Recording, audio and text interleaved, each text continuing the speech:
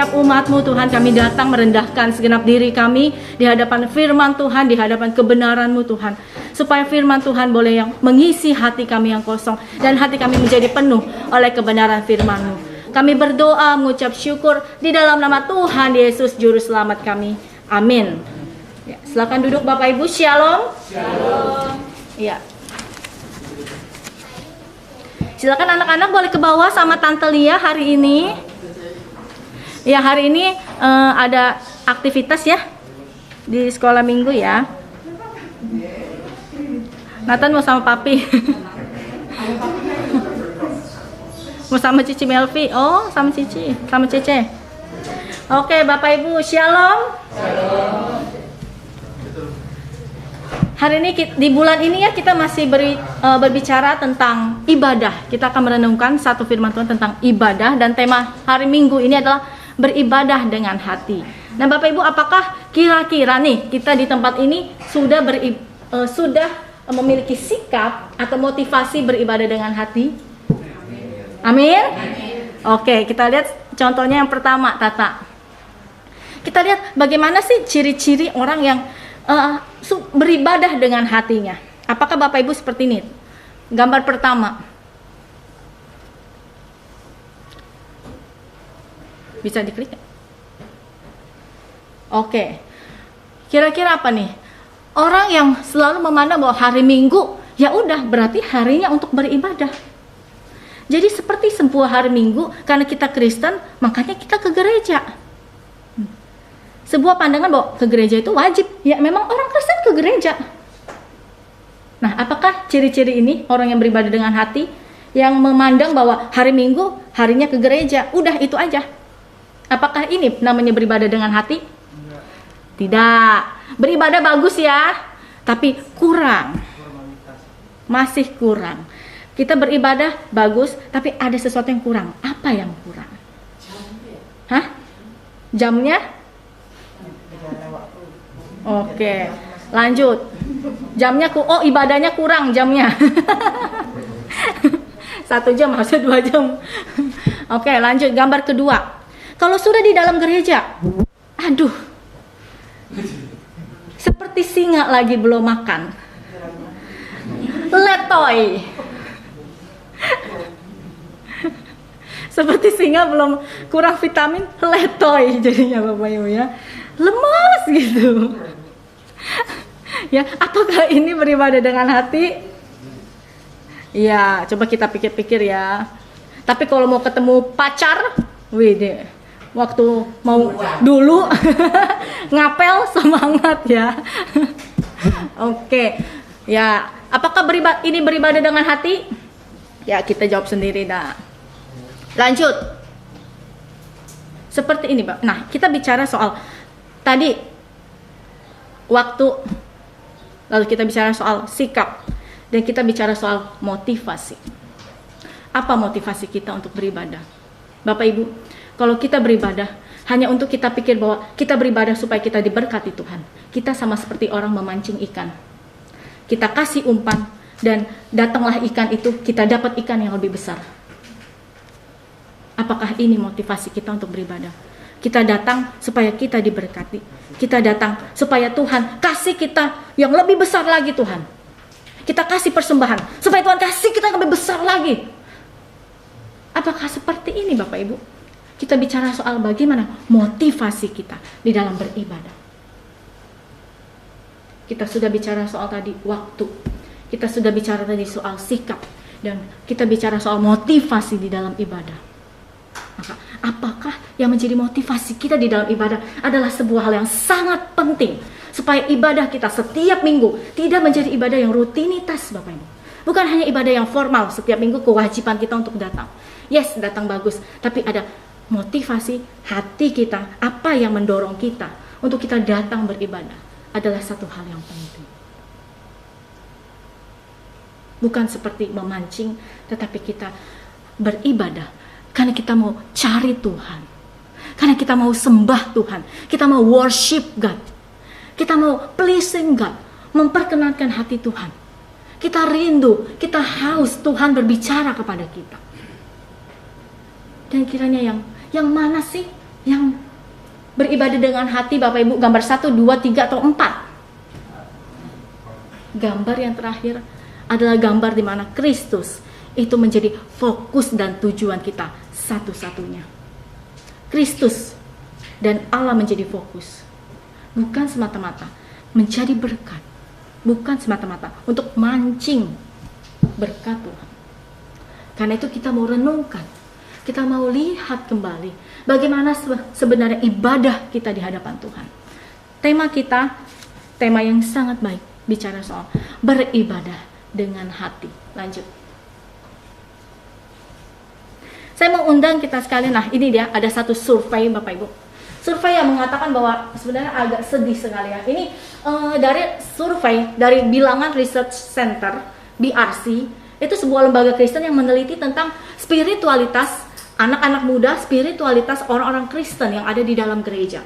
Jadi dilempar survei, ribuan survei kepada semua anak-anak Kristen, orang-orang Kristen yang ada di seluruh Indonesia. Ini survei nasional Bapak Ibu. Jadi survei mengatakan, kebetulan ini anak remaja, ntar kita lihat survei orang dewasa. 91,8 remaja Kristen masih rutin beribadah. Yes, bagus. Tetapi rutin yang dimaksud adalah minimal 2-3 kali di dalam satu bulan. Nanti kita lihat detailnya. Nah, remaja yang tidak rutin beribadah meningkat seiring dengan kelompok usia. Nah, ada kelompok usianya, nanti saya kasih surveinya ya. Di rentang usianya itu meningkat. Jadi sampai kepada rentang usia yang paling dewasa. Jadi kedatangan orang di dalam ibadah itu mulai menurun ya, di berbagai jenjang usia. Jadi trennya itu sama hampir di semua gereja seperti itu. Jadi terdapat penurunan kerinduan orang itu datang untuk beribadah setiap minggu. Dan bagaimana potensi anak-anak muda meninggalkan gereja? Maka kalau anak-anak muda itu lebih pilihnya happy, lebih milihnya untuk foya-foya, party-party, pargoy-pargoy. Jangan bingung kalau mereka satu saat akan menjadi generasi yang hilang, yang meninggalkan gereja. Ini harus menjadi sebuah hal yang penting, karena kita bicara soal generasi. Serem sekali kalau baca ini ya, sedih sekali. Jadi bagaimana potensi anak-anak muda meninggalkan gereja? 91,8% yang masih rutin beribadah. 33% mengatakan mereka datang beribadah karena mereka mengasihi Tuhan Yesus. Hanya 33% dari 90%. Bukankah itu sedih Bapak Ibu? Hanya 33% yang mengatakan saya datang beribadah karena saya mengasihi Tuhan Yesus. Kita lihat 29% mengatakan karena sudah kebiasaan. Sudah rutinitas saja. Hanya 19,4% yang datang karena membutuhkan makanan rohani dan ingin menyembah Yesus lebih sedikit lagi. Ya, jadi ini hampir sama lah ya, mengasihi Tuhan dan juga membutuhkan makanan rohani itu hampir sama ya. Sedikit. 11% yang senang dengan kegiatan ibadah remaja pemuda, dan masing-masing alasan tersebut memiliki potensinya masing-masing untuk meninggalkan gereja. Jadi alasan selain daripada kerinduan untuk menyembah Tuhan, alasan di luar selain alasan mengasihi Tuhan Yesus, mereka adalah orang-orang yang berpotensi untuk meninggalkan gereja.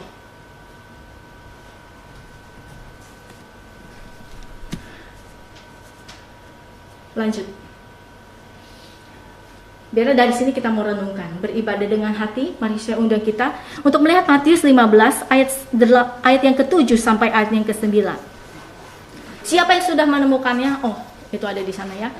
Siapa yang sudah menemukannya? Jangan dibuka dulu ya. Dikasih pulsa OVO 20.000. Matius 15 ayat 7 sampai 9. Dapat pulsa OVO 20.000. Ayo.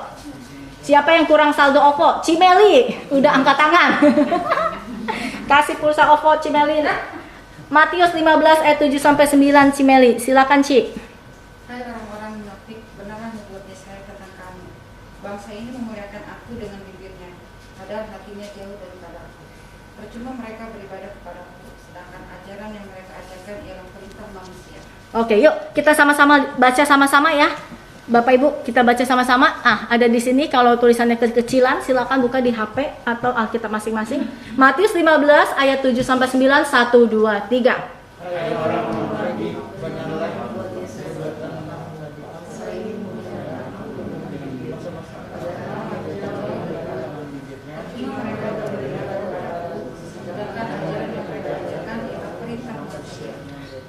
Ya, Injil Matius berbicara soal teguran nasihat Tuhan Yesus kepada orang-orang Yahudi. Jadi kitab ini ditulis untuk orang-orang Yahudi di dalam budaya dan kebiasaan mereka masing-masing. Nah, kita akan melihat sebenarnya apa yang terjadi di dalam kehidupan orang Yahudi, orang Israel pada waktu itu. Nah, ini merupakan sebuah nubuat yang ada di dalam Perjanjian Lama di dalam kitab Yesaya. Kita lihat lanjut. Jadi pada waktu itu, yes, orang Israel menjalankan ibadah. Yes, orang Israel berdoa. Yes, mereka bernyanyi memuji Tuhan. Tetapi hati mereka tidak pernah taat kepada Allah. Hidup mereka tidak pernah diubahkan oleh Taurat Tuhan. Hati mereka sebenarnya menyimpang daripada perintah Tuhan. Hidup mereka sebenarnya itu nggak sama, nggak sinkron, nggak connect dengan Taurat Tuhan. Dan itulah yang dibenci oleh Tuhan. Itulah yang ditegur oleh Yesus. Kamu beribadah, bagus, luar biasa, tepuk tangan. Tetapi hati kamu kosong. Makanya kenapa gak pernah ada perubahan hidup di dalam kehidupan orang Kristen? Karena waktu dia datang ke gereja, hatinya kosong. Sehingga waktu dia keluar hidupnya gak pernah berubah. Masih di dalam kebiasaan yang sama, masih di dalam kecanduan yang sama, masih di dalam sikap-sikap yang sama dan tidak pernah berubah. Dan inilah yang sebenarnya dilihat. Karena itu kenapa Tuhan bilang, manusia melihat yang di depan mata, tetapi Tuhan itu melihatnya di dalam hati. Tuhan melihat hati kita, apa yang di dalam hati kita saat ini. Tuhan itu tahu, Bapak Ibu. Apa yang tidak kelihatan oleh pendeta, apa yang tidak kelihatan oleh hamba Tuhan, oleh pengurus, oleh teman-teman kita di samping kanan kiri. Orang nggak lihat kita beribadah, tubuh kita ada di sini. Tapi pikiran ada di mana? Hati ada di mana? Mereka bertindak seakan-akan firman Tuhan itu gak ada kebenarannya, bukan yang paling utama di dalam hidup mereka.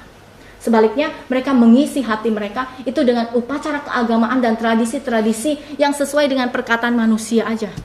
Cuci tangan, yes, bagus, kamu gak najis, bagus, kamu cuci tangan sebelum makan. Oke, kamu ikut hari Sabat gak boleh ngapa-ngapain, hanya fokus kepada Allah. Tetapi di luar daripada itu, di luar ibadah mereka selalu menindas orang, mereka melakukan ketidakadilan, mereka gak ada kasih sama sesama. Mereka munafik. Dan itulah yang dilihat oleh Tuhan. Di dalam ibadah, hati kamu di mana? Tuhan bilang, maka kamu ibadah, hatimu di mana? Hatimu buat siapa? Dan Tuhan lihat hatimu adalah, ibadahmu adalah untuk dirimu sendiri. Makanya hidupmu gak pernah berubah. Ibadahmu hanya menyenangkan diri sendiri.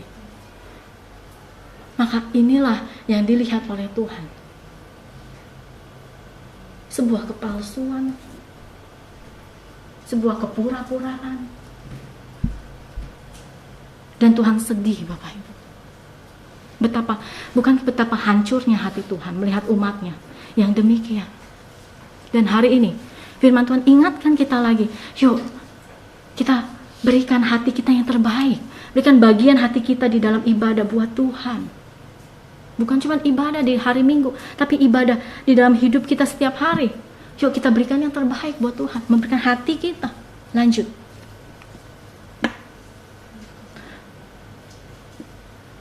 Sebuah hal yang sangat-sangat membuat Tuhan marah ada ketika bangsa Israel pada waktu di zaman Nabi Musa. Tuhan mau memberikan dua loh batu, firman Tuhan, Taurat Tuhan. Tetapi bangsa Israel beribadahnya kemana, Bapak Ibu? Beribadah kemana ini? Membuat apa dia? Kisah pertama dalam Alkitab ketika seluruh umat Israel, seluruhnya Bapak Ibu, kecuali Musa,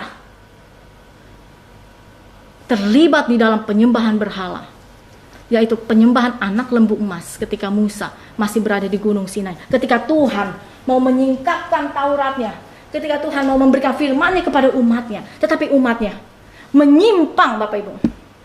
Kalau kita dengar orang selingkuh, banyak sekarang artis selingkuh Bapak Ibu. Apalagi yang inisialnya R. Lagi selingkuh itu Bapak Ibu ya. Kalau lihat kolom gosip, lambe turah, itu banyak gosip artis selingkuh Bapak Ibu. Kalau kita lihat ya, ada yang udah selingkuh KDRT, di mana hatinya udah menyimpang. Kalau kita lihat ada orang selingkuh sampai bertahun-tahun dia selingkuh dari istrinya, hatinya bercabang, hatinya mendua kan.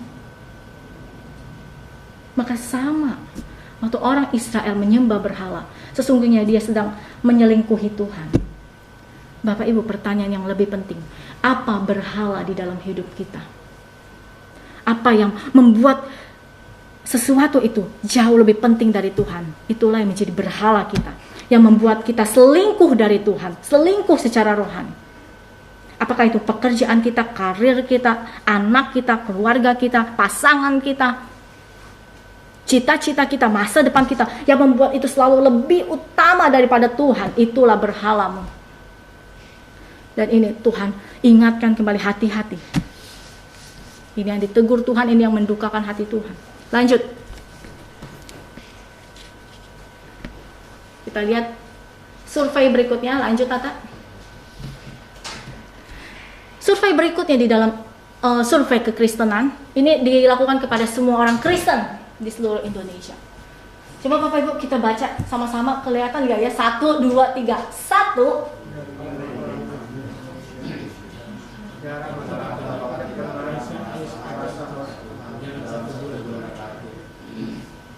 Satu dari 5 orang Kristen Indonesia jarang atau bahkan tidak pernah ada kehausan akan Tuhan dan akan firman-Nya. Lanjut. Dibaca sama-sama lagi Bapak Ibu.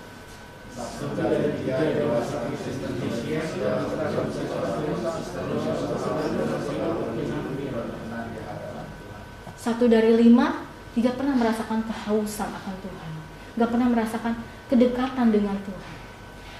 Ini orang Kristen Bapak itu ya, bukan orang di luar Kristen. 1 dari 3 orang Kristen dewasa tadi remaja, ini sekarang dewasa, belum secara konsisten berusaha untuk hidup berkenan di hadapan Tuhan. Artinya bekerja dengan cara sendiri, belajar dengan cara sendiri, mencapai karir dengan kekuatan sendiri, tidak berusaha untuk hidup berkenan di hadapan Tuhan. Artinya apa? Pakai segala cara pun boleh. Oke. Lanjut. Sekarang kita balik ke anak muda. Silakan dibaca sama-sama Bapak Ibu.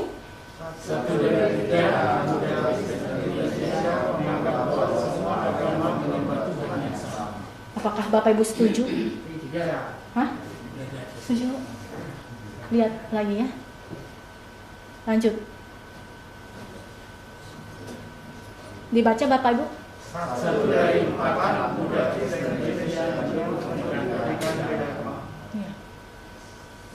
Dan saya punya satu kisah cerita yang fakta. Waktu saya mengajar satu anak yang pintar, sekolahnya di internasional. Kalau saya ngajar sama dia Inggris Mandarin Bapak Ibu, saya ngajar dia bukan Indonesia Mandarin, Inggris Mandarin.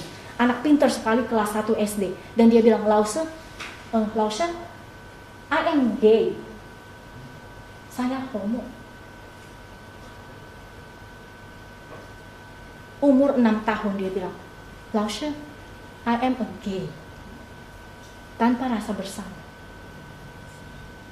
Barusan kemarin saya ngajar dia, dan saya begitu shock. Kenapa? Karena nilai-nilai Kristen, nilai-nilai kebenaran itu dunia itu udah mencampur adukan Bapak Ibu, sehingga nilai-nilai Kristen itu nggak lagi erat di dalam hati anak-anak muda. Nilai-nilai kebenaran, prinsip-prinsip itu udah hancur Bapak Ibu. Sama ini, udahlah semua agama sama Tuhannya. Udahlah pernikahan beda agama juga boleh dah. Udah yang penting kawin, yang penting nikah. Udah nggak apa-apa mau homo, mau lesbian. Anak murid saya 6 tahun, dia bilang saya gay, saya homo. Saya bilang bagaimana ceritanya? Coba kamu ceritain kenapa kamu bicara seperti itu. Wah, coba talk to me. Langsung saya bilang, kenapa kamu Seperti itu. Oh, dia ceritain. Temennya di kelas seperti ini. Artinya apa? Nilai-nilai ibadah itu nggak tercermin di dalam kehidupan kita. Jadi nggak connect, nggak sinkron. Seperti itu ya. Dan ini adalah sebuah hal yang sangat bahaya dan perlu sekali kita, benar sekali, harus kita pikirkan bersama. Ini tugas kita, Bapak Ibu, para orang tua, para guru, para pendidik, kakak-kakak ya, membimbing adik-adiknya. Ini tugas penting ya. Perhatikan anggota keluarga kita, Bapak Ibu. Karena kenapa? Kalau kita lihat lanjut. Sekarang kita banyak bilang resesi ya. Resesi. Oke, tahun depan kita resesi. Harga-harga naik, persiapkan ya.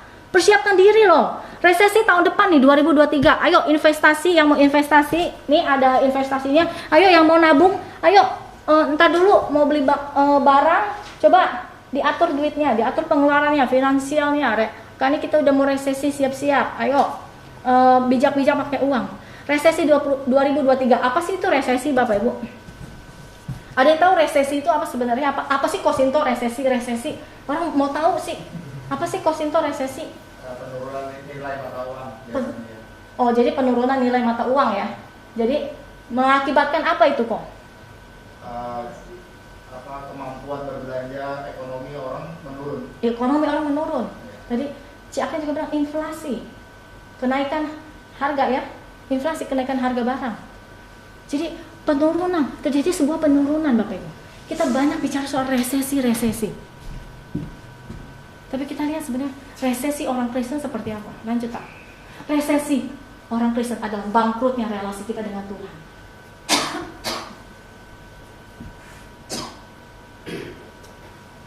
Kerohanian kita bangkrut, spiritual bankrupt. Tidak ada lagi hubungan kita dengan Tuhan. Nggak lagi kita setiap hari terkoneksi dengan Dia. Nggak ada lagi kita waktu kita mau bekerja, kita tanya Tuhan, Tuhan ini benar nggak ya? Tuhan cara ini seperti ini apakah Engkau berkenan? Kita minta nggak hikmat Tuhan waktu kita sekolah? Kita minta nggak hikmat Tuhan waktu kita bekerja? Kita minta nggak hikmat Tuhan waktu kita mendidik anak-anak? Resesi, kita baca sama-sama. 1, 2, 3. Maka Bapak Ibu, yuk hari ini firman Tuhan kembali ingatkan kita. Firman Tuhan mau menyelidiki hati kita, Bapak Ibu. Yuk kita merendahkan hati kita di hadapan Tuhan. Untuk kita melihat hati kita dan mengoreksi hati kita. Tuhan ampuni aku kalau hatiku itu masih jauh daripada Engkau, Tuhan. Hatiku mulai menjauh dari Tuhan, padahal Tuhan sendiri yang mengembalikan relasi kita dengan Allah. Melalui Yesus Kristus Dia mengembalikan relasi kita. Tetapi kita dengan sadar, oke, aku menjauh saja. Kita merasa kita nggak perlu Tuhan. Kita merasa kita menjalani hidup ini, udahlah Tuhan nanti aja deh. Tuhan aku lagi sibuk nanti dulu. Dan saat itulah kita mengalami resesi. Banyak orang sadar akan resesi ekonomi yang terjadi di tahun 2023. Tapi tidak banyak orang menyadari bahwa sesungguhnya di dalam hati dan rohani kita mengalami sebuah resesi. Silakan pemusik Laura Superiadi, sampai kita mengoreksi hati kita masing-masing. Bapak Ibu, yuk saya undang kita bangkit berdiri.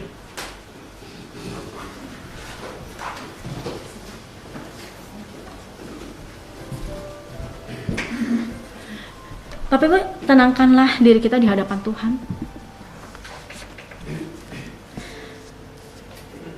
Bapak Ibu, kalau hari-hari ini kita mulai jauh daripada Tuhan, yes, mungkin kita ada di dalam gereja, tetapi hati kita tidak terkoneksi dengan Tuhan, Bapak Ibu. Saat ini, maukah kita datang sama Tuhan? Kita datang lagi yuk sama Tuhan. Kita bilang, Tuhan ini hatiku Tuhan. Tuhan selidikilah hatiku yang kadang jauh dari Engkau. Tuhan selalu menunggu kita, Bapak Ibu. Tuhan selalu menunggu kita untuk datang. Mari datang. Setiap kita yang letih, lesu, berbeban berat, datanglah sama Tuhan.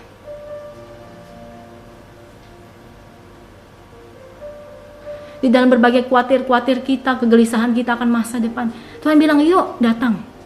Biarlah Tuhan berikan kita sebuah ketenangan batin, ketenangan hati. Yuk fokus sama Tuhan. Datang lagi sama Tuhan.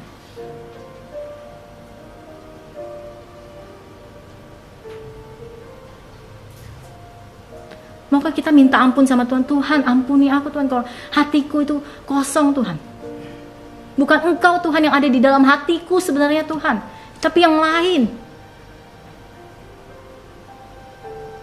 Minta ampun sama Tuhan kalau Tuhan belum menjadi yang utama di dalam hidup kita, Bapak Ibu.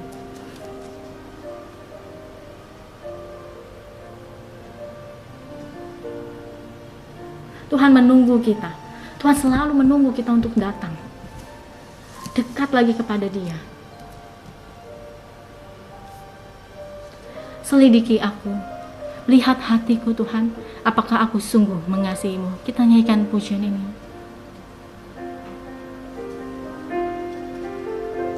Selidiki aku,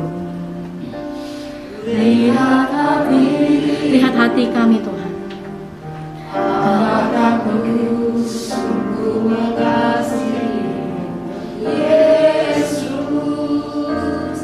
yang Maha Tahu dan menilai hidupku, tak ada yang tersembunyi bagi. Selidiki aku, selidiki aku, lihat hatiku, apakah ku sungguh mengasihi Yesus, Kau yang Maha Tahu dan menilai hidupku, tak ada yang tersembunyi bagi. Telah kulihat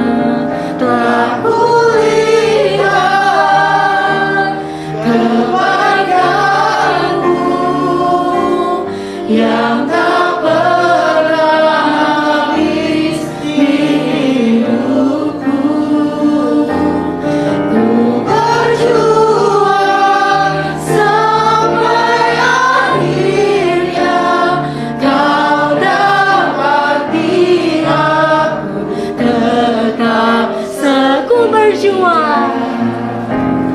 Ku berjuang sampai akhirnya Kau dapati aku tetap setia. Ku berjuang Tuhan, ku berjuang sampai akhirnya Kau dapati aku tetap setia. Terima kasih Tuhan buat anugerah-Mu. Terima kasih buat kasih-Mu. Terima kasih buat kebaikan-Mu Tuhan. Kalau kami boleh ada saat ini Tuhan, semua hanya karena Tuhan. Semua bukan karena kekuatan kami Tuhan. Kan itu di dalam masa depan kami. Apa lagi yang perlu kami khawatirkan Tuhan, kalau hidup kami ada di dalam tangan Tuhan. Berikan kami hati yang tenang di dalam menjalani setapak selangkah demi selangkah hidup kami Tuhan. Adalah hidup yang selalu ada bersama dengan Tuhan, dan hati kami Tuhan selalu fokus, selalu menatap kepada Engkau Tuhan. Ini hati kami Tuhan, murnikanlah, sucikanlah Tuhan, kuduskanlah, berkenan di hadapan Tuhan. Kami berdoa, mengucap syukur di dalam nama Tuhan Yesus, satu-satunya juru selamat kami yang hidup. Amin. Silakan duduk Bapak Ibu, Tuhan Yesus memberkati.